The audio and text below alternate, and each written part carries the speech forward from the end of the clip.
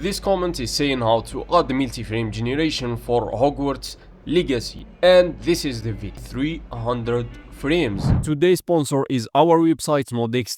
Every download link in this video are going to be there. How to add the mod to the game? It's so easy. After downloading the files and extracting, just go here, copy dxgi.dll, then go to the game folder location, then go here, binaries win64, and paste this dxgi file here. Now what you have to do is launch in your game. Okay, that's good. After launching your game, go to settings, display option, then here you must be able to enable DLSS upscaler, also frame generation, and here go and choose DLSS multi-frame generation. For me, of course, I will go with X4.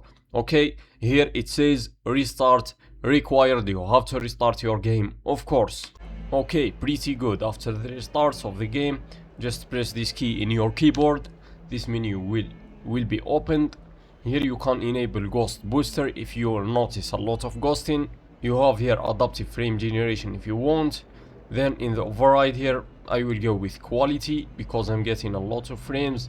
Can enable also stats bar. As you can see, we have here 300 frames. So if you like the video, don't forget to subscribe to the channel and put your like. See you in the next one.